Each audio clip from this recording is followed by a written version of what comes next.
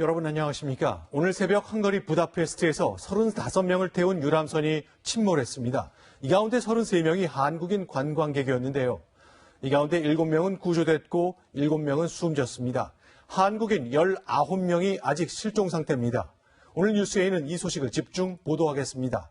먼저 현장 취재 중인 채널A 동정민 특파원을 연결하겠습니다. 동 특파원, 구조 작업 아직 진행 중이죠?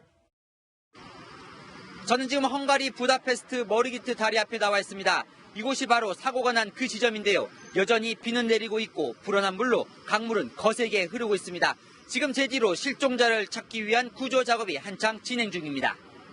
사고 발생이 이곳 시간으로 어젯밤 9시 14시간이 넘게 지났지만 구조 작업은 큰 진척을 보이지 못하고 있는 상황입니다. 아직까지 실종자가 19명, 사망자가 7명이고요. 구조된 7명은 병원에서 치료를 받았지만 생명에는 지장이 없는 것으로 전해졌습니다.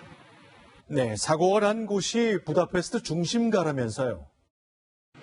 네, 헝가리의 국회의사당 건물이 있는 수도의 중심지인데요. 이곳은 유럽의 3대 야경 중 한 곳으로 꼽히는 곳으로 쉴 새 없이 관광객들 그리고 관광객을 태운 배들이 오가는 곳입니다. 이번에 사고가 난 선박도 야경을 보기 위한 유람선이었는데요. 국회의사당을 보기 위해 잠시 계류하는 사이 대형 크루즈선과 충돌하는 것으로 추정되고 있습니다. 현재는 우리 대사관 직원들과 헝가리 정부 사람들이 합동 대책반을 꾸리고 수색 작업에 박차를 가하고 있는데요. 자세한 소식 잠시 뒤에 다시 한번 알려드리겠습니다. 지금까지 헝가리 부다페스트에서 채널A 뉴스 동정민입니다. 네, 한국인 관광객 33명을 태운 유람선은 부다페스트 시내 야경 관람을 마치고 선착장으로 돌아오던 길이었습니다. 하지만 뒤쪽에서 빠르게 다가온 대형 크루즈선이 들이받으면서 단 7초 만에 물속으로 가라앉았습니다. 김단비 기자입니다. 현지 시간으로 어젯밤 9시쯤 한국 관광객을 태운 소형 유람선 허블레아니호 뒤로 대형 크루즈가 빠른 속도로 다가옵니다. 하지만 머르기트 다리 근처에서 급류에 휩쓸린 듯 갑자기 휘청거리며 방향을 틀더니 앞서가던 유람선과 부딪혀 그대로 밀어버립니다. 조그만한 유람선은 힘없이 밀렸고 7초 만에 수면 아래로 가라앉았습니다. 1시간의 야경 투어를 마치고 돌아오던 허블레아니호 뒷부분을 대형 크루즈선이 들이받았고 이 충격으로 배 뒷부분이 심하게 파손돼 기울어지면서 순식간에 침몰한 것으로 추정됩니다. 야경 크루즈를 마치고 돌아오는 과정에서 출발한 지 얼마 안 된 바이킹 크루즈가 저희 배를 추돌해서 전복된 사고로 확인했습니다. 여기에 계속된 폭우로 강물이 불어나 곳곳에 소용돌이가 발생했고 이로 인해 허블레아니호의 침몰이 더 빨랐을 것이란 추측이 나옵니다. 대형선하고 부딪혔을 때는 작은 선박이 이렇게 맥을 못 출 수가 있겠죠. 선박 크기가 차이가 많이 나고 또. 사고 이후 관광을 하기 위해 다른 유람선에서 대기하던 관광객들은 배에서 내렸습니다. 파손 명령을 받았어 지금. 경찰 출동하고 비상할 때 난리가 났어. 한국인 단체 관광객이 해외에서 안전사고로 10명 가까이 사망한 사고는 항공기 사고 외 유례를 찾기 힘듭니다. 채널A 뉴스 김단비입니다. 네, 다뉴브 강변의 아름다운 야경이 오늘 참사의 원인이 됐습니다. 인기 관광지에 유람선이 수십 대에 몰렸던 겁니다. 빗속에서 크루즈 관광을 강행한 것도 피해를 더 키웠습니다. 이민준 기자입니다. 어둠이 내려앉자 부다페스트 다뉴브 강을 유람선을 비롯한 수많은 선박들이 쉴 새 없이 지나갑니다. 큰 배들도 거침없이 휘젓고 다닙니다. 오후부터 천둥 번개를 동반한 폭우가 쏟아졌고 나흘째 이어진 비로 강물 수위가 높아졌습니다. 하지만 수십 대의 선박들은 아무런 제재 없이 운행됩니다. 추돌 사고가 발생한 순간에도 주변에 10여 척의 선박이 포착됐습니다. 비가 많이 오는데 거기서 이제 야경 투어를 하고 물살이 또 세지겠죠. 옆에 사람도 저렇게 하다가 부딪힐 수도 있겠다. 6월부터 시작되는 성수기에는 다뉴브강에 하루 70척의 배가 운행되기도 합니다. 계속된 폭우로 빨라진 유속도 사고를 키웠습니다. 한 구조자는 빠른 급류에 휩쓸려 사고 지점에서 3.2km 떨어진 곳에서 구조되기도 했습니다.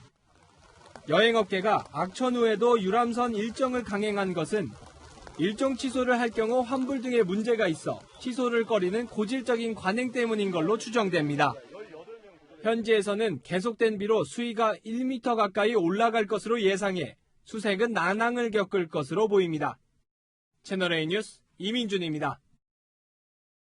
네, 이번 사고를 당한 여행객들의 가족은 여행사로 전해지는 소식 하나하나에 절박한 심정으로 귀 기울이고 있습니다. 여행객 가운데는 6살 어린이도 있었습니다. 여행사 연결하겠습니다. 안보경 기자, 가족들이 많이 찾아오셨죠? 네, 이곳 여행사에선 안타까운 사연들이 전해지고 있습니다. 유람선 탑승객 가족들은 구조 소식 등을 듣기 위해 이곳 여행사로 직접 찾아오고 있습니다. 일부 가족들은 구조자 명단에 이름을 올리지 못해 비통한 심정을 감추지 못했습니다. 한 60대 여성은 남동생 부부를 구조하기 위해 애타게 기다렸습니다. 장모님을 잘 모시고 사는 착한 남동생이었다고 안타까운 심경을 토로했습니다. 여행사는 오늘 명단을 공개했는데요. 72살 남성부터 6살 어린이까지 탑승했습니다. 이런 가운데 6살 어린이는 엄마와 외조부모와 함께 여행을 갔습니다. 아이의 엄마는 평소 아이를 돌봐준 친정 부모님을 모시고 헝가리로 간 걸로 전해졌습니다. 여행사로 찾아온 아이의 외삼촌은 내일 새벽 카타르 항공 비행기를 타고 헝가리 현지로 향할 예정입니다. 아이의 외삼촌을 포함해 모두 10명의 가족도 내일 새벽 출발하는데요. 다른 가족 28명도 내일 날이 밝는 대로 헝가리 현지로 떠날 예정입니다. 지금까지 여행사에서 전해드렸습니다. 네, 같은 곳에서 같은 유람선을 타봤던 여행객들은 구명조끼 착용을 안내받지 못했다고 말합니다. 오늘 사고 때도 누구도 구명조끼를 입지 않아 피해가 더 컸던 것으로 보입니다. 한수아 기자입니다. 배가 전복됐어. 바로 앞에 배가 난리가. 대형 크루즈와 소형 유람선이 충돌한 다뉴브강 현장을 뒤따르던 선박의 내부 모습입니다. 초조하게 하선을 기다리는 긴 줄 가운데 구명조끼를 입은 승객은 없습니다. 외국인도 분명히 구명조끼 입은 사람 못 봤고 한국 사람도 못 봤어요. 지난 1월 이번에 침몰한 여객선을 탔던 승객도 당시 구명조끼 착용에 대한 안내를 못 받았습니다. 구명조끼는 착용은 안 했어요. 구명조끼에 대한 거는 언급은 없으셨어요. 인솔자가 유람선 탑승 관광객들에게 구명조끼 착용을 안내하도록 돼 있다는 여행사의 설명과 달랐다는 경험담이 이어지고 있습니다. 구명조끼가 어디에 있다 이런 안내도 그때 못 받았던 것 같아요. 잘못하면 빠질 수도 있는 것처럼. 안내문이 그리고 써있다고 해도 헝가리어나 영어로 써있으니까 안내문에 가이드나 인솔자는 설명을 안 해주시면 확인은 어려웠을 것 같습니다. 인터넷에선 사고 유람선의 구명보트는 물론 구명조끼도 아예 없었다는 증언이 이어지고 있습니다. 현장의 안전 불감증이 참사를 키웠다는 지적이 나옵니다. 채널A 뉴스 한수아입니다. 지금부터는 사고 선박에 대해 자세하게 알아보겠습니다. 먼저 뒤에서 추돌한 크루즈선은 사고가 난 허블레아니호보다 5배 이상 큽니다. 추돌 당시 충격이 컸겠죠. 그리고 이렇게 작은 사고 선박이 노후했다는 점도 피해를 키운 것으로 추정됩니다. 최주현 기자가 분석했습니다. 헝가리어로 인어라는 뜻을 가진 허블레아니호. 다뉴브강에서 침몰한 허블레아니호는 길이 27m의 소형 유람선입니다. 2층 구조에 최대 45명까지 탑승할 수 있습니다. 시야 확보를 위해 유람선 앞뒤가 모두 뚫려 있고 안전장치라곤 1m 높이의 펜스만 설치됐습니다. 야경을 잘 볼 수 있도록 제작된 겁니다. 사고 당시 테라스에 있던 승객들은 중심을 잡기 어려워 피해가 커졌고 허블레아니호 역시 내부로 강물이 들어와 순식간에 침몰했을 것이란 분석이 나옵니다. 바로 침몰하지 않고 물 위에 떠 있으려고 하면 공기가 있는 공간이 많이 있을수록 부려 떠 있게 되는 건데 배가 오픈되어 있고 선박의 수명이 오래됐다는 점도 사고 원인이 될 수 있다는 추정도 나옵니다. 1949년 구소련에서 건조된 허블레아니호는 70년 동안 운항하면서 1980년대 헝가리산 엔진으로 단 한 차례 교체한 것으로 드러났습니다. 전문가들은 침몰한 노후 선박에서 생존에 필요한 에어포켓을 확보하는 것도 어려웠을 것이라고 분석했습니다. 채널A 뉴스 최주현입니다. 부다페스트는 최근 우리 국민들에게 여행지로 인기가 높아진 곳입니다. 전 세계적으로 관광객이 급증했지만 안전사고 관리는 못했습니다. 조현상 기자입니다. 사고가 발생한 헝가리의 수도 부다페스트는 동유럽의 보석으로 불리며 아름다운 야경을 자랑합니다. TV 드라마와 예능 프로그램에서도 소개되면서 우리 국민들의 관심이 크게 증가했습니다. 한 여행 가격 비교 사이트 업체가 최근 검색량이 늘어난 해외 여행지를 조사해보니 헝가리가 포르투갈에 이어 2위에 오를 정도였습니다. 그 뒤로 베트남과 오스트리아, 러시아 순입니다. 유럽 여행의 경우 예전에는 서유럽으로 몰렸지만 최근에는 동유럽 국가들로 다양화하고 있는 겁니다. 특히 이번에 한국인 관광객이 참여한 동유럽 발칸 상품은 가장 인기가 좋습니다. 다뉴브강의 야경을 보는 유람선 탑승은 필수로 여겨질 정도입니다. 좀 많이 켜져 있기는 해요. 유람선 탑승하시면서 야경 보시는 거예요. 헝가리는 한 해 5천만 명이 넘는 외국인 관광객이 몰리는 관광 대국입니다. 관광객 안전에 대한 보다 확실한 조치가 필요할 것으로 보입니다. 채널A 뉴스 조현선입니다. 네, 참사가 발생한 다뉴브강은 한강보다 5배나 깁니다. 독일에서 출발해 10개국을 지나 흑해로 흘러들어갑니다. 사고 지점인 헝가리 부다페스트는 강 중류에 있습니다. 헝가리 당국은 현재 사고 지점에서 강 하류 쪽으로 수색을 확대하고 있는데요. 현장에 나가 있는 동정민 특파원을 다시 연결합니다. 동정민 특파원. 네, 부다페스트입니다. 네, 지금 현지 시각이 낮 12시를 지나고 있는데 수색 상황 어떻습니까? 네, 지금 사고 현장에서는 실종자 구출 작업과 인양 작업이 한창 진행 중입니다. 헝가리 정부는 생존자 수색 전문 소방관 96명과 잠수부, 군병력 수십 명을 투입했고 수심 음파 탐색기 등 특수 장비도 동원하고 있습니다. 수색 범위 또한 강 하류로 넓혔습니다. 침몰한 유람선은 아직 차가운 물속에 잠겨 있습니다. 지금 두 대의 인양선이 서로 연결된 강물 밑으로 밧줄을 내려보내며 상황을 점검 중인데요. 현장에서 만난 경찰은 오늘 중으로 인양을 마치려고 하지만 유속 상황이 만만치가 않다고 말하고 있습니다. 선체 안에 사람이 있는지 여부는 아직 확인되지 않고 있습니다. 사고 현장에는 계속해서 비가 내리고 있는데요. 27일부터 계속 내린 비로 수위가 높고 유속이 빨라 배들이 물살을 거슬러 올라가기도 벅찰 정도입니다. 네, 그곳은 한국 관광객들도 많이 찾는 곳인데요. 동특파원이 본 현장 분위기도 전해주시죠. 네, 사고 현장에는 한국 관광객들의 이 침통하고 안타까운 사고 소식을 들은 헝가리 시민들이 대거 나와 휴가 구조 소식을 함께 기원하고 있습니다. 이곳 신문들도 사고 소식을 일면에 다루는 등 대대적으로 보도하고 있고요. 현장에는 주요 외신 기자들도 자국의 긴급 속보를 전하고 있는 상황입니다. 한국 신속 대응팀이 오늘 안에 도착하면 수색에 박차를 더할 수 있을 것으로 기대됩니다. 지금까지 헝가리 부다페스트에서 채널A 뉴스 송정은입니다. 네, 동특파원 수고하셨습니다. 정부도 급박하게 움직이고 있습니다. 문재인 대통령은 모든 자원을 총동원해 구조하라고 지시했는데요. 외교부에 나가 있는 취재기자 연결합니다. 안건우 기자, 정부 대응팀이 헝가리로 떠나고 있다고요?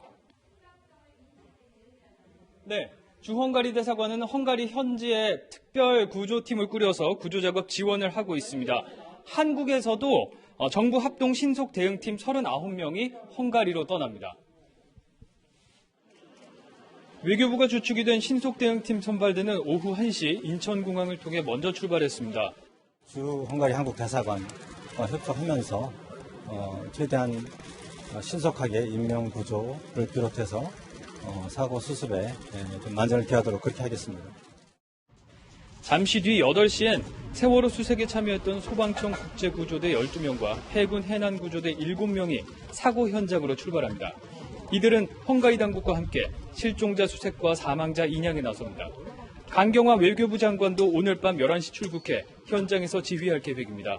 이들이 헝가리에 모두 도착하는 건 우리 시간으로 내일 새벽이 될 것으로 보입니다. 네, 사고 발생 후 대통령의 대응은 구체적으로 어땠습니까?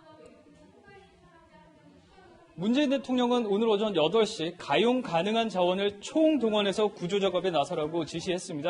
이후 모든 일정을 취소하고 관계장관을 불러서 긴급 대책회의를 주재했습니다. 주변국과 협의해서 구조 전문가와 장비를 긴급히 추가 투입하는 방안도 함께 검토해 주기 바랍니다. 문 대통령은 조금 전 헝가리 총리에게 전화를 걸어 적극적인 지원을 요청했습니다. 총력 대응을 하고 있지만 최초 보고 시점은 논란이 되고 있습니다. 사고 발생 1시간 뒤에야 주 헝가리 대사관은 교민 제보로 사고를 인지했고 청와대 등에 보고된 건 2시간 뒤인 6시 무렵입니다. 대통령의 긴급 지시는 2시간 뒤에 나왔습니다. 고민정 청와대 대변인은 대통령이 언제 보고받았는지 밝힐 수는 없지만 굉장히 빠른 시간에 보고받았다고 설명했습니다. 지금까지 외교부에서 전해드렸습니다. 네, 어제 문재인 대통령은 자유한국당을 향해서 기본과 상식을 지켜달라고 했었죠. 황교안 대표가 대통령이 썼던 이 말 상식을 써서 반격에 나섰습니다. 무려 16번이나 반복했습니다. 강병규 기자입니다. 국정을 담당하고자 하는 정당이라면 적어도 국가 운영의 근본에 관한 문제만큼은 기본과 상식을 지켜줄 것을 요청합니다. 문재인 대통령이 언급한 상식이란 단어를 황교안 한국당 대표가 그대로 인용하며 대통령 비판에 나섰습니다. 문재인 대통령의 복심이라고 알려져 있는데 국정원장을 만난 것이 과연 상식에 맞는 일입니까? 경제가 성공적이라고 말하는 대통령은 과연 단도미사일이라고 말하는 것이 과연 상식은 16번, 비상식은 2번 언급하며 문 대통령부터 기본을 지키라고 했습니다. 역대 최악의 비상식 정권이고 대통령 스스로 전혀 기본을 지키지 않고 있습니다. 북한의 군사합의 파탄에 항의 못하는 모습을 비상식 정권 사례로 꼽았습니다.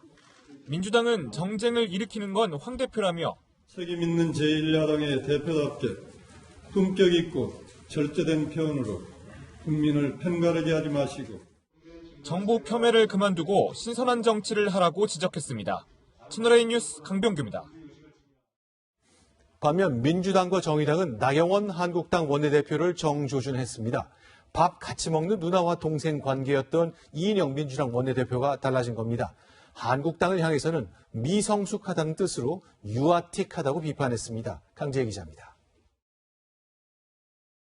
밥도 잘 먹고 말씀도 잘 듣고 그렇게 하도록 하겠습니다.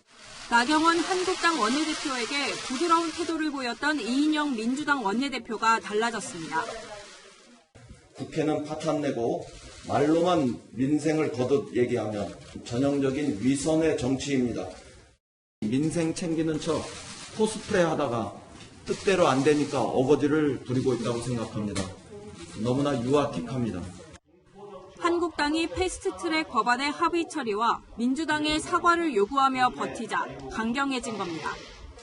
연임 인사차 방문한 윤소하 정의당 원내대표는 만나자마자 과거 자신의 비교섭 단체 대표 연설 때 한국당이 3분 만에 퇴장한 것을 상기시켰습니다. 3분만 하고 나가라고 하실 건 아니죠? 공개 발언을 오래 하고 싶으셔서요? 3분 생각이 났어요? 우리 3분. 네. 임시 의정원 행사에서 나 원내대표가 이승만 전 대통령 자리에 선 것을 대권과 연결짓기도 했습니다. 대통령 꿈을. 갑자기 이상한 말씀하시니까 이제 빨리 자 이제 비공개로 해도 될까요?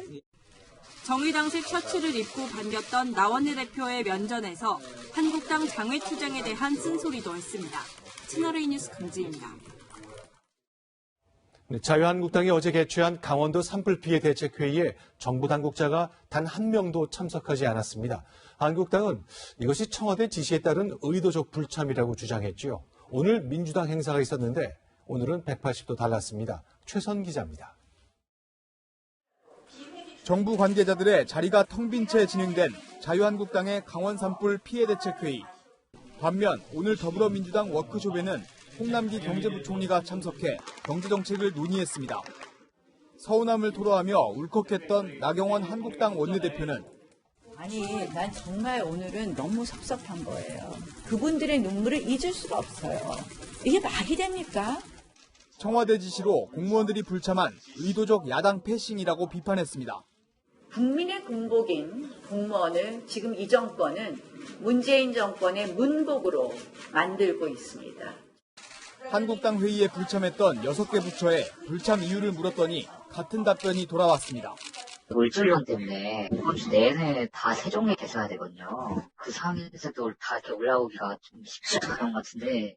민주당은 정부와의 협력 관계를 더 강화할 계획입니다.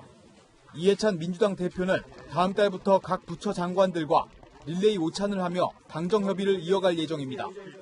한국당은 관권 선거가 시작됐다며 반발했습니다.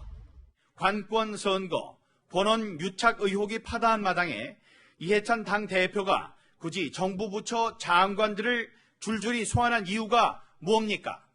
민주당과 한국당 간 신경전이 계속되고 있습니다. 채널A 뉴스 최선입니다.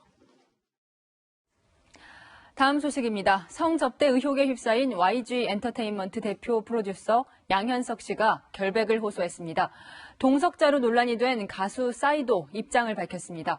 이 소식은 박선영 기자가 전해드립니다. YG 엔터테인먼트 대표 프로듀서 양현석 씨가 성접대 의혹이 불거진 지 사흘 만에 회사 직원들에게 해명글을 보냈습니다. 어떤 불법이나 부끄러울 만한 행동을 절대 하지 않았다는 겁니다. 모든 진실은 곧 세상에 밝혀질 것이라고도 적었습니다. 지난 2014년 7월 태국인과 말레이시아 사업가와의 저녁 식사 자리에 유흥업소 여성을 10명 넘게 불렀고 성접대를 제공한 의혹은 전혀 사실이 아니라는 주장입니다. 당시 저녁 자리에 동석한 가수 싸이도 선을 그었습니다. 말레이시아 사업가 조 로우를 양 씨에게 소개해줬다면서도 식사를 하고 술을 함께한 후 먼저 자리에서 일어났다고 강조했습니다. 조 로우는 비자금 조성과 돈 세탁 혐의로 인터폴에 수배된 것으로 전해졌습니다. 경찰은 문제가 된 저녁 자리에 동석한 인물들을 소환해 양 씨와 외국인 사업가의 관계를 조사할 계획입니다. 채널A 뉴스 박선영입니다. 또 다른 대형 연예기획사 SM엔터테인먼트도 구설수에 올랐습니다. 창업자인 이수만 회장의 개인 회사에 수년간 일감을 몰아줬다는 내용입니다. 의혹을 제기하는 투자자와 부인하는 SM, 양쪽의 주장을 이현수 기자가 취재했습니다. 소녀시대와 엑소 등 대형 아이돌 그룹이 소속된 연예기획사 SM엔터테인먼트. 5년간 영업이익의 44%를 창업자 이수만 회장이 100% 지분을 보유하고 있는 라이크 기획으로 지급했습니다. 이 회장 개인 회사가 음악 자문 등의 명목으로 연간 100억 원 이상을 받아간 겁니다. 3대 주주인 KB자산운용은 이런 거래 때문에 그동안 주주에게 한 번도 배당을 하지 않았다며 주주의 이익을 보장하라는 공개 서한을 보내는 방안까지 검토 중입니다. 지난해 행동주의 펀드를 조성한 뒤 목소리를 내온 KB자산운용은 최근 SM 지분율을 6.6%까지 늘리며 세를 확대하고 있습니다. 대주주인 국민연금 등이 함께 주주권 행사에 나설 경우 지분 싸움에서 밀리는 이 회장이 요구를 무시할 수 없을 것이란 관측입니다. 작년 기준으로 한 150억 가까이 지급하던 거를 지급하지 않으면 SM엔터의 영업이익이 한 기존 대비 30에서 40% 가까이 증가하는 효과를 가지게 돼서 투자자 입장에서는 분명히 긍정적인 상황입니다. SM은 라이크 기획과의 계약이 일감 몰아주기에 해당하지 않는다며 주주가치 증대를 검토해왔다고 해명했습니다. 채널A 뉴스 이현수입니다. 경찰이 손석희 JTBC 사장의 특혜 조사 논란을 감찰합니다. 경기 과천경찰서가 차량으로 손 사장을 데려오고 바래다 줬다는 내용입니다. 이동재 기자가 보도합니다. 손석희 JTBC 사장의 뺑소니 의혹을 조사하던 경기 과천경찰서. 출석하지 않은 손 사장에 대해 강제 소환하는 방안까지 검토했지만 정작 조사할 때는 교통 편의를 제공했습니다. 영장식으로는 사실 좀 강제 수사하기가 어렵다는 판단도 있었고요. 그래서 이 조사를 좀 빨리 마무리해야겠다는 생각 때문에 피해가 경미했다며 체포영장을 신청하지 않기로 한 뒤 지난 25일 서울 광화문으로 손 사장을 데리러 간 겁니다. 이어 경찰은 손 사장을 비공개로 조사했고 조사가 끝난 뒤에도 인근 지하철역까지 바래다 줬습니다. 타고 온 차량이 없어서 끝나고 이제 저희가 데려다 줬죠. 그러자 손 사장에 대한 특혜 논란이 불거졌고 결국 경기 남부지방경찰청이 감찰에 착수했습니다. 우선 경기 남부경찰청은 당시 운전을 한 해당 경찰관을 조사할 방침입니다. 경찰 관계자는 사실관계를 확인하고 있다며 윗선에 지시가 있었는지 등을 알아볼 예정이라고 말했습니다. 또 경기남부경찰청은 수사팀이 다른 편의를 제공했는지 등도 확인할 예정입니다. 채널A 뉴스 이동재입니다. 몸무게가 100kg에 가까운 멧돼지가 부산 주택가에 나타났습니다. 멧돼지 사살 과정에서 경찰관 한 명이 부상을 당했습니다. 김태영 기자입니다. 이른 아침 주택가에 총소리가 울려 퍼집니다. 경찰들이 계속해 실탄을 발사해보지만 맞았다. 난폭해진 멧돼지는 수포를 헤집고 뛰쳐나옵니다. 부산 동래구 금정산 주택가에 멧돼지가 나타난 건 오늘 오전 5시 35분쯤. 몸길이 130cm에 몸무게가 100kg에 이르지만 2m 높이의 담벼락을 가볍게 뛰어넘었습니다. 30분 넘게 주택가를 휘젓고 돌아다니더니 결국 74살 박모 씨의 가정집 마당까지 들이닥쳤습니다. 저 바지편집에 멧돼지 들어와가 총 쏘고 난리 났다. 좀 겁이 났으니까 대문을 못 열어줬지. 멧돼지는 경찰이 쏜 실탄 20발을 맞고서야 죽었습니다. 이 과정에서 박 씨 집 마당에 있던 장독 6개가 깨지고 경찰관 한 명이 멧돼지에 들이받쳐 부상을 당했습니다. 왼손 같아 좀 찰가상을 입었습니다. 너무 급박해가지고 근총 개머리판으로 머리를 막 때리고 하는 그런 다급한 순간이었습니다. 관할인 부산 동래구청은 사살된 멧돼지를 매립하기로 했습니다. 채널A 뉴스 김태형입니다. 납세 의무를 저버린 고액 체납자들, 뻔뻔한 정도가 이만저만 아닙니다. 고액 체납자들의 천태만상을 김남준 기자가 취재했습니다. 한 여성 고액 체납자의 집 앞입니다. 국세청 직원을 본 체납자의 남편이 갑자기 도망칩니다. 경찰까지 출동해서야 들어간 집. 숨어있던 체납자는 국세청 직원에게 오히려 큰 소리를 칩니다. 부동산을 판 3억 원을 수표로 받아 숨긴 이 체납자는 수표를 정지시켰다는 국세청 직원의 말을 듣고서야 꺼내놓습니다. 외제차가 즐비한 고급 아파트. 수억 원의 양도세를 내지 않고 아들 집에 숨어 지내던 체납자는 국세청 직원 방문에 당황한 듯 문을 못 연 척 연기합니다. 결국 들어간 집안 싱크대 서랍장에선 숨겨둔 현금 5억 원이 발견됐습니다. 위장 이혼까지 하고 아내 집에 재산을 숨긴 체납자. 급하게 숨긴 듯 인형 밑에서 돈다발이 나옵니다. 국세청은 고액 체납자 중 호화 생활을 즐긴 325명을 중점적으로 추적해 세금 1,535억 원을 환수했습니다. 부촌 지역에 거주하면서 타인명으로 재산을 은닉하고 호화롭게 생활하는 고액 체납자 325명을 중점 추적조사 대상으로 선정하였습니다. 체납자들의 은닉 재산을 국세청에 제보하면 최대 20억 원까지 포상금을 받을 수 있습니다. 채널A 뉴스 김남준입니다. 네, 현대중공업이 내일 울산에서 주주총회를 열고 회사 분할을 결정합니다. 반대하는 노조는 주총 장소를 나흘째 점거하고 있는데요. 점거를 풀라는 법원의 결정도 이행되지 않고 있습니다. 배영진 기자입니다. 내일 현대중공업 주주총회가 열릴 한마음회관. 건물 주변을 오토바이 수백 대가 에워싸고 있습니다. 경찰이나 사측 직원들이 들어갈 것에 대비해 노조가 바리케이드를 설치한 겁니다. 주총 때까지 밤을 새며 회관을 봉쇄한다는 노조와 예정대로 주총을 열겠다는 사측은 오늘도 팽팽히 맞섰습니다. 법원이 무단 점유한 한마음회관을 회사에 돌려주라는 결정을 내렸지만 노조는 이마저도 거부했습니다. 가처분 이용된 것을 법 집행에 명분없습니다. 하지만 이번 법원 결정으로 공권력이 투입될 근거가 마련되면서 노조와 경찰 간 물리적 충돌이 발생할 가능성도 배제할 수 없습니다. 일각에선 대규모 충돌을 피하기 위해 주총장을 변경할 것이란 관측도 나오는 상황.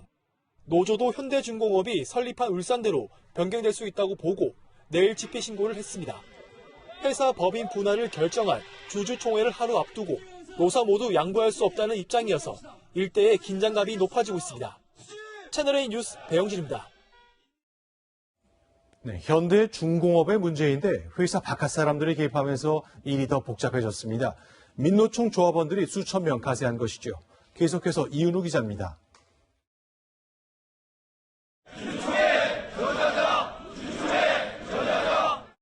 한마음회관 앞에 집회 구호가 울려 퍼집니다. 현대중공업 노조를 지원한다며 민노총 조합원들이 전국에서 모여든 겁니다. 모인 인원은 노조 추산 5,000명. 이곳에 텐트를 치고 내일 오전 10시 주주총회가 열리기 전까지 밤샘 농성을 이어간다는 계획입니다. 집회에는 현대중공업이 인수에 나선 대우조선해양노조도 가세했습니다. 이미 현대차 노조와 대우조선해양노조가 공권력이 투입되면 파업에 들어가겠다고 밝힌 상황. 민노총도 법인 분할을 용납할 수 없다며 전국적인 연대 투쟁을 선언했습니다. 현재 한마음회관 주변에는 경찰 4,200명이 배치돼 만약의 사태에 대비하고 있습니다. 노사의 대치가 여전한 상황에서 외부 세력까지 개입하면서 현대중공업의 회사 분할을 둘러싼 갈등은 더욱 깊어지고 있습니다. 채널A 뉴스 이은우입니다. 네, 한미 정상의 전화 통화 내용을 유출한 K 참사관이 결국 파면당했습니다.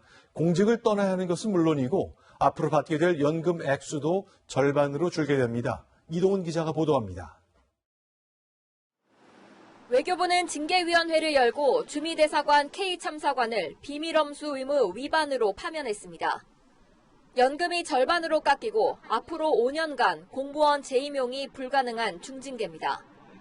통화 유출 22일 만에 이루어진 전격적인 조치입니다. K 참사관은 지난 8일 상급 기밀인 한미 정상 간 통화 내용을 한국당 강효상 의원에게 무단으로 유출했습니다. 대통령령 보안 업무 규정에 따르면 인가받은 사람만 비밀을 열람할 수 있고 소속 기관장 승인 없이는 공개할 수 없는데 이를 어겼다는 겁니다. 외교부는 법조인과 외부 인사 등이 참여하는 징계위원회에서 고의성과 유출 내용의 심각성을 따져 최고 수위의 징계를 결정했다고 밝혔습니다. 하지만 K 참사관 측은 사건 경위, 전례 등을 고려할 때 지나친 징계라고 반발했습니다. K 참사관은 강효상 한국당 의원과의 친분은 인정했지만 목요 선배고 한 30년은 만났고 최근에 만나서 몇 번 카톡 통화하고 그다음에 한번 식사하고 그랬습니다. 의도를 갖고 유출한 건 아니라는 기존의 입장을 되풀이했습니다. K 참사관 측은 파면 결정에 이의를 제기하는 소청 심사를 청구할 계획입니다. 한편 외교부는 K 참사관에게 통화 내용을 볼 수 있게 한 또 다른 주미대사관 직원에게는 감봉 3개월의 경징계를 내렸습니다. 채널A 뉴스 이동훈입니다. 네, 보신 대로 고위 외교관이 공직을 떠나는 파면 징계를 받으면서 강경화 장관 책임론이 불거지고 있습니다. 청와대와 여권에서는 7월 교체설이 확산되고 있습니다. 손영일 기자입니다. 국가의 외교상 기밀이 유출되고 이를 정치권에서 정쟁의 소재로 이용하는 불미스러운 일이 일어났습니다. 변명의 여지 없이 있어서는 안 될 일이었습니다. 문재인 대통령이 변명의 여지가 없다며 강경화 외교부 장관을 면전에서 질책하자 강 장관 교체설은 더 힘을 얻고 있습니다. 청와대 핵심 관계자는 지금 강 장관의 거취를 언급할 단계는 아니다라고 일단 선을 그었습니다. 하지만 여권에서는 대통령이 사과한 만큼 강 장관도 책임을 질 수밖에 없다는 분위기입니다. 최근 동북아 외교에서 한국 외교가 고립되고 있다는 비판도 교체설에 힘을 보태고 있습니다. 여권 관계자는 야당이나 언론의 비판에 떠밀려 교체하기보다는 적절한 시점에 내보낼 가능성이 크다고 말했습니다. 국토교통부와 과학기술정보통신부 장관을 교체하는 7월 말에 함께 교체하는 방안이 유력하게 거론됩니다. 헝가리 유람선 침몰 사고 수습과 트럼프 대통령 방한 등 마무리해야 할 외교 일정을 감안한 것으로 보입니다. 채널A 뉴스 손영일입니다. 탁현민 대통령 행사기획 자문위원이 컴백했습니다. 다음 달 문 대통령의 북유럽 행사의 기획을 맡게 된 건데요. 순방 때 최근 들어 의전 결례가 빈번하고 또 대통령의 행사가 주목받지 못하면서 다시 한번 그를 불러들인 것으로 보입니다. 조아라 기자입니다. 탁현민 대통령 행사기획 자문위원이 대통령 순방 행사를 기획하며 업무에 복귀했습니다. 문재인 대통령은 다음 달 9일부터 6박 8일간 핀란드, 노르웨이, 스웨덴 3국을 국빈 방문하는데 수교 60주년인 노르웨이 일정을 탁 위원이 기획하고 있습니다. 노르웨이를 최초로 국빈 방문, 하랄 5세 국왕이 주관하는 공식 환영식과 오만찬 행사에 참석합니다. 최근 노르웨이 사전 답사를 마친 탁 위원은 통화에서 외교 행사가 아닌 문화 행사를 전문가인 제가 맡게 됐다고 밝혔습니다. 북유럽의 K-팝을 알리기 위한 대규모 한류 콘서트도 계획하고 있습니다. 탁 위원이 지난 1월 사표를 내고 청와대를 나간 뒤에 대통령 행사가 밋밋하다는 지적이 나오자 탁 위원을 다시 기용했다는 관측이 나옵니다. 탁 위원은 자신이 맡은 행사가 외교 전문성을 요구하는 순방 공식 행사가 아닌 문화 행사임을 강조했습니다. 채널A 뉴스 조아라입니다. 네, 비밀 조직을 자처하던 반북한 단체 자유조선이 2년 전 자신들이 구출한 김한솔의 사진과 영상을 홈페이지를 통해 공개했습니다. 앞서 저희 채널A가 자유조선과 단독 인터뷰를 통해 원본 영상을 공개한 지 이틀 만입니다. 박민우 기자입니다. 국제표준시각 29일 오후 11시 24분 자유조선 홈페이지에 우리는 크리스토퍼 안의 석방과 에이드리언 홍의 추격 중단을 촉구한다는 글이 올라왔습니다. 그러면서 자유조선은 2017년 김한솔 구출 직후 촬영한 영상의 원본도 함께 공개했습니다. My father has been killed a few days ago. I'm currently with my mother and my sister, and we're very grateful to Adrian for his help. 앞서 채널A가 자유조선 단독 인터뷰를 통해 관련 보도를 한 지 이틀 만입니다. 채널A가 반북한 단체임을 선언한 자유조선을 국내 언론을 최초로 인터뷰했습니다. 비밀 조직을 자처했던 자유조선이 채널A 보도 이후 공개적으로 홍보 활동에 나선 겁니다. 자유조선은 크리스토퍼 안과 김한솔이 함께 찍은 사진도 공개했지만 김한솔은 임시정부의 지도자가 아니며 자신들은 혈통을 바탕으로 한 세습적 리더십을 믿지 않는다고 밝혔습니다. 그러면서 자유조선 활동의 정당성과 선의를 강조했습니다. 자유조선 임시정부는 외국 정부기관으로부터 자금 지원을 받은 적 없다며 미 CIA나 FBI 연관성을 부인했습니다. 또 선의를 가진 사람이라면 누구든 임시정부 일원으로 환영한다며 조직 가입을 독려하기도 했습니다. 채널A 뉴스 박민우입니다. 홀로 사는 여성을 뒤쫓아가 침입을 시도한 30대 남성에 대해 경찰이 오늘 구속영장을 신청했습니다. 성폭행 미수 혐의를 적용했습니다. 최수연 기자입니다. 그제 아침 귀갓길 여성을 미행해 집안에 침입하려 했던 30대 남성 조모 씨. 어제 아침 주거 침입 혐의로 긴급 체포된 조 씨는 경찰 조사에서 당시 상황이 술에 취해 기억이 안 난다며 성폭행 의도는 없었다고 주장했습니다. 하지만 경찰의 판단은 달랐습니다. 경찰은 오늘 조 씨에 대해 구속영장을 신청하면서 주거침입 성폭행 미수 혐의를 적용했습니다. 성범죄의 고의성을 판단하기 어려워 주거침입 혐의만 적용하리란 전망을 뒤집은 겁니다. CCTV 영상에선 성폭행 미수 혐의의 성립 조건인 직접적인 폭행이나 협박 장면은 등장하지 않았습니다. 하지만 여성의 집까지 200m 가까이 미행하고 한 차례 침입 실패 뒤에도 계단과 복도에 머무르며 강제로 문을 열려고 한 남성의 시도를 사실상 성폭행 행위의 시작이라고 본 겁니다. 문을 두드리거나 문을 열고 들어가려고 하는 그런 시도조차도 폭행으로 볼 수 있기 때문에 실행에 착수가 있다고 봐서 경찰은 내일 아침 끝나는 체포 시한을 앞두고 어떤 혐의를 적용할지 고심했던 걸로 전해졌습니다. 범행 장면이 인터넷과 방송에 공개된 뒤 성폭행 미수 혐의를 적용해 강하게 처벌해야 한다는 여론을 의식했다는 분석도 나옵니다. 채널A 뉴스 최수연입니다.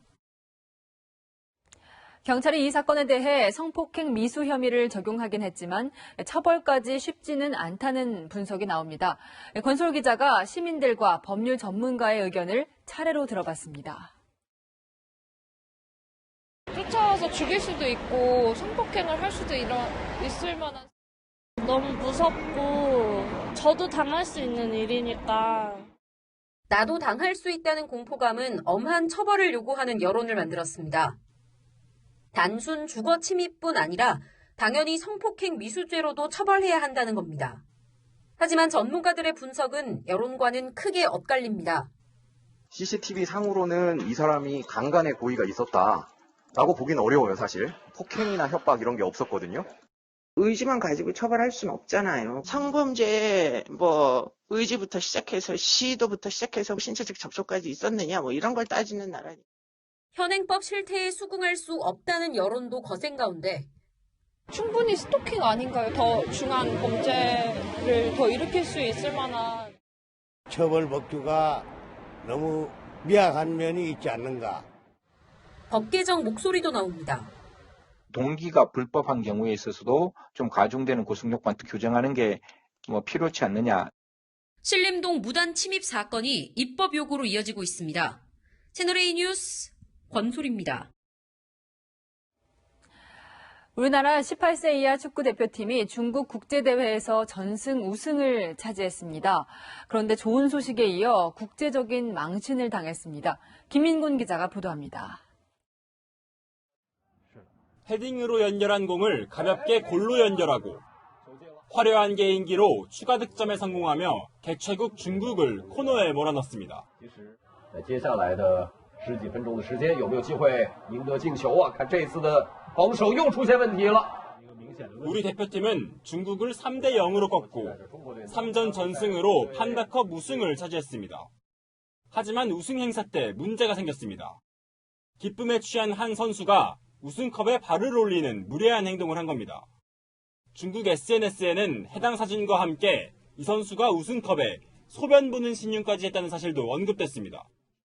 논란이 커지자 대회 조직위원회는 공식 성명을 발표해 사과를 요청했고 대표팀은 곧바로 전원이 참석한 기자회견에서 고개 숙여 사과했습니다. 중국 축구니까 팬들께 심리에 끼쳐드린 건 정말 죄송합니다. 우승을 차지하고도 죄인이 된 대표팀은 내일 새벽 조용히 귀국합니다. 채널A 뉴스 김민곤입니다. 칸 국제영화제에서 황금 종려상을 받은 봉준호 감독의 기생충이 오늘 개봉했습니다. 예상대로 칸 프리미엄의 효과는 컸습니다. 압도적인 예매율로 1,000만 관객 동원을 기대하고 있습니다. 이현용 기자입니다. 목요일인 오늘 오전 한 멀티플렉스 극장. 기생충 첫 회 관람을 마친 관객들이 몰려나옵니다. 이를 미루고 영화를 보러 나온 관객이 많았습니다. 오전에 있던 걸 오후로 좀 옮기고 또 봉준호 감독님의 되게 오랜만에 영화라서 좀 이야기나 어떤 평을 듣기 전에 먼저 제가 느껴보고 싶다는 생각으로 결말 미리 알면 되게 혹시나 이제 재미가 떨어질까봐 이제 출근 전에 미리 와서 보게 되었습니다. 기생충의 예매율은 70%를 넘었고 50만 명 넘게 표를 사갔습니다. 2위 알라딘의 5배가 넘습니다. 제작비 150억 원이 들어간 기생충은 관객이 370만 명만 들어도 손익분기점을 넘는데 1,000만 관객 전망까지 나옵니다. 충분히 1,000만을 넘을 만한 재미와 감동과 교훈을 두루 겸비한 그러니까 어느 특정 영화가 이룰 수 있는 모든 것을 성취한 그런 영화이지 않나 싶어요. 기존 칸 영화제 수상작 가운데는 올드보이가 관객 300만 명을 모아 흥행 성적이 가장 좋았고 21만 명을 모으는 데 그쳤던 영화도 있습니다. 작품성과 재미, 긴장감을 두루 갖췄다는 평가와 한국 영화 최초의 황금 종려상이라는 프리미엄이 만나 기생충이 어떤 흥행 성적표를 받아들일지 주목됩니다. 채널A 뉴스 이현용입니다. 도로교통공단은 오늘 올바른 교통문화 정착을 위한 2019 교통사고 줄이기 한마음 대회를 서울 코엑스에서 열었습니다. 이낙연 국무총리 등이 참석한 오늘 행사에서는 교통안전을 다짐하는 다양한 퍼포먼스가 진행됐습니다. 윤종기 도로교통공단 이사장은 교통 약자를 배려하는 존중 문화가 확산되길 기대한다고 밝혔습니다. 유람선 사고 실종자 수색이 이어지고 있는 헝가리 부다페스트는 나흘째 내린 비는 그치고 구름만 잔뜩 껴 있습니다. 내일도 계속 구름이 많겠고요. 조금 강한 바람이 불겠습니다. 내일 우리나라는 전국이 흐리다가 낮부터는 차차 맑아지겠고 남부 지역에서는 산발적으로 빗방울이 떨어지겠습니다. 강원 영동과 또 산지에는 내일 오전까지는 큰 나무가 흔들릴 정도로 강한 바람이 불겠고요. 내륙에도 강풍이 예상됩니다. 대기가 무척 메말라 있어서 화재 위험성이 높은데요. 화재 사고에는 계속 유의하셔야겠습니다. 내일 아침 기온은 서울이 15도, 대구가 17도 등으로 평년보다는 낮은 기온으로 출발하겠고요. 한낮에는 서울이 24도, 대전 25도, 대구가 26도 등으로 따뜻하겠습니다. 이번 주에는 뚜렷한 비 소식 없이 맑고 건조한 날씨가 이어지겠고요. 폭염 수준의 더위도 당분간은 없을 전망입니다. 날씨였습니다. 네, 울산시장이 삭발했습니다. 현대중공업이 기업을 쪼개고 다시 합병하면서 일부를 서울로 옮기기로 했죠. 여기에 반대하는 겁니다. 일자리도 줄고 세금도 준다는 주장입니다. 그런데요, 이 방식을 수긍하기 어렵습니다. 여느 시장이라면 기업을 붙들기 위해서 도시와 기업이 모두 윈윈하는 방법을 찾아내야 하는 것이죠. 삭발하면서 끝까지 투쟁을 거치는 방식은 도시 경영과는 거리가 멀어 보입니다. 뉴스 마치겠습니다. 고맙습니다.